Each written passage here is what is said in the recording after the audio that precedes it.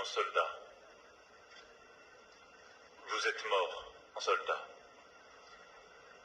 Les armes à la main. Vous avez connu la guerre, mais vous ne l'aimiez pas, car vous n'en connaissiez que trop bien les horreurs. Elle était pour vous l'ultime devoir de défendre sa patrie. Puisse le sacrifice consenti par son Excellence, le président Idriss Déby Itno, cimenter votre unité et votre attachement aux valeurs démocratiques et constituer le terreau de l'essor et du développement de votre chère République. Pour nous, la manière la plus noble d'honorer sa mémoire. Maréchal du Tchad, désormais, vous êtes parti. Adieu.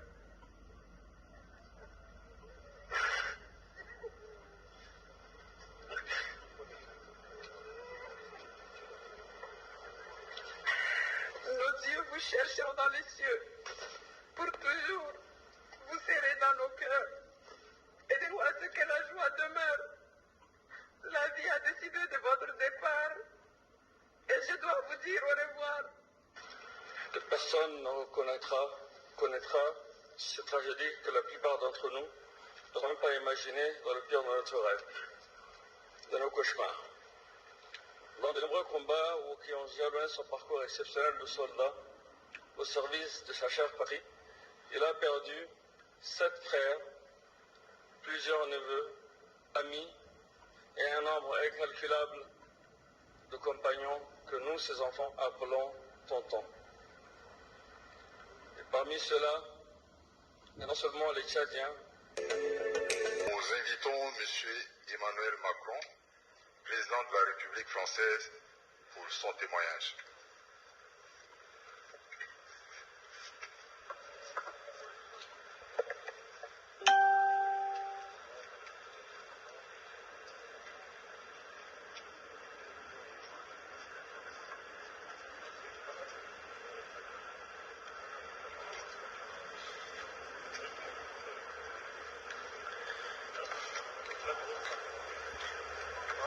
Monsieur le Président du Conseil de transition, Mesdames et Messieurs les chefs d'État et de gouvernement, Madame, Mesdames et Messieurs en vos grades et qualités, cher Président, cher Maréchal, cher Idriss, nous voilà réunis devant votre dépouille, après 3 décennies à la tête de votre pays, et tant de combats livrés avec bravoure. Les batailles que vous avez menées, je vous cite, ont toujours eu pour finalité la défense de l'intégrité territoriale de la patrie, la préservation de la stabilité et de la paix, la lutte pour la liberté, la sécurité, la justice. Vous avez vécu en soldat. Vous êtes mort en soldat. Les armes à la main. Vous avez connu la guerre, mais vous ne l'aimiez pas, car vous n'en connaissiez que trop bien les horreurs. Elle était pour vous l'ultime devoir de défendre sa patrie, la préserver des menaces extérieures. Et vous êtes allé au bout de cet engagement, sans faillir. Et vous avez donné votre vie pour le Tchad, pour la défense de ses citoyens et de ses citoyennes. Et dans chaque éloge qui vient d'être prononcé à l'instant, pour honorer votre mémoire, ce n'est pas seulement la douleur des proches qui se fait entendre.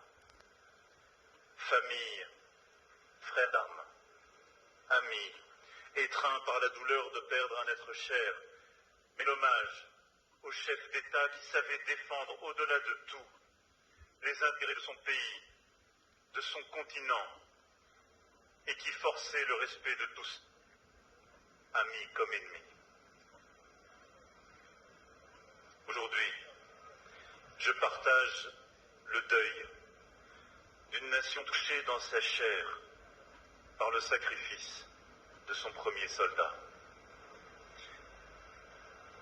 Je partage aussi le deuil d'un ami et d'un allié fidèle, car vous avez été parmi les premiers à répondre à l'appel des pays de la région pour défendre l'Afrique contre le terrorisme armé au Sahel en 2013, à venir au secours de vos frères maliens aux côtés de la France. Vous aviez estimé que notre devoir commun était de lutter contre cet obscurantisme qui menaçait et menace encore les États de la région et leurs populations dans leur liberté, dans leur existence même, dans leur dignité.